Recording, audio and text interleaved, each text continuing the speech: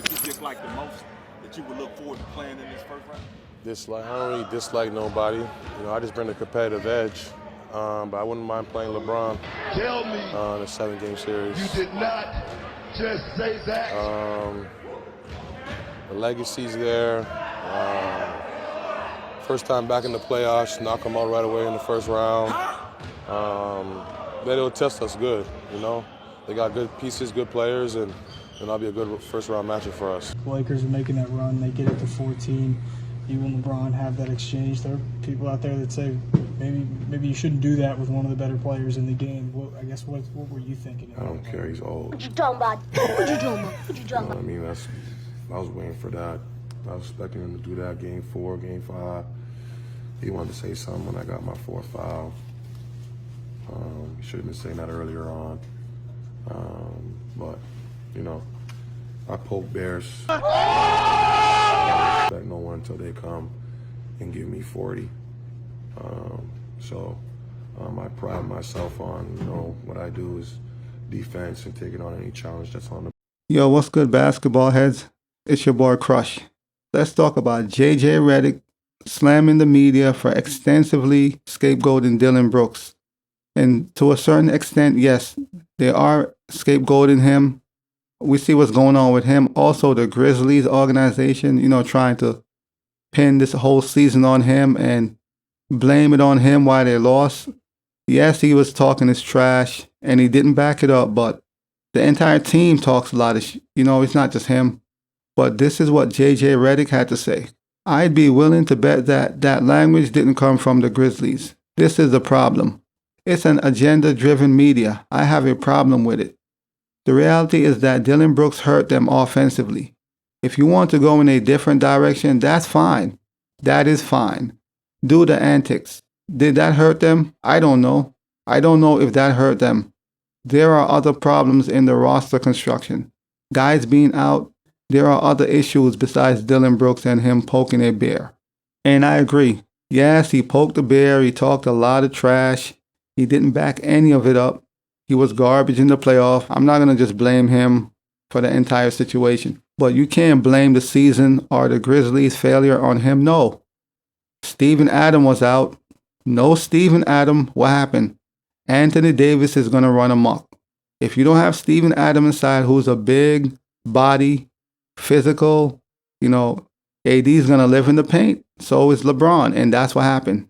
So they had no Steven Adams, which means AD is going to dominate the paint. LeBron is going to dominate the paint. It's more to the story than just Dillon Brooks talked a lot of trash, which he did, but it's more to the story than just him, or trying to blame the entire season on him and scapegoat him. Plus the Ja Morant controversy. We got to remember that also. The whole issue with Ja Morant and all these other issues outside of basketball. So there was a lot going on besides Dillon Brooks. JJ Redick also pointed out in the tweet that NBA insider SLAMS used to break the news of Brooks and the Grizzlies parting ways. Whoever put that language and approved that language in the tweet, that person wants to make Dillon Brooks the scapegoat. The reality is the Grizzlies have other problems besides Dillon Brooks. And I would agree, they do have other problems. He wasn't the only problem. He was a problem, but no, he wasn't the only problem. Ja Morant talked his trash. Baines talked his trash. You can't scapegoat Dillon Brooks and make him the main guy or the only guy. Yes, he spoke a lot of trash. He was disrespectful. He never backed up anything he said. He was garbage in the playoff. But is it his fault that the Grizzlies got eliminated? No. Is he partly to blame? Yes, because he's on the team. But everybody shares a blame. It's not just one person. But this is what they always do. They'll find one person to scapegoat. That's just how it works with the media. Let's find a person that everybody dislike and use him. That's just how it goes. But Brooks been in the headline for some minute now. Obviously, the entire season of running his mouth in the playoff, talking trash to LeBron and saying he's old. Brooks has been on a lot of people's radar, So in a sense, he brought a lot of this attention to himself, but that doesn't mean you should scapegoat him and blame the entire failure of the Grizzlies season on him. No, it's not his fault. This is an organization and a team issue. This ain't one person. And if Stephen, Adam, and Clark was available, I guarantee you the playoff would have been totally different. Because when AD has a big body, a physical body in the paint, AD would be a jump shooter. The way AD was able to dominate the paint was simple. They didn't have their center. So moving forward, that's an issue they need to address. They need a backup center in case somebody get hurt. And that's all it is, man. I mean, for now, the future is uncertain for Dillon Brooks, but I'm sure a team will pick him up, I'm sure somebody will pick him up. We'll see what happens in the off season.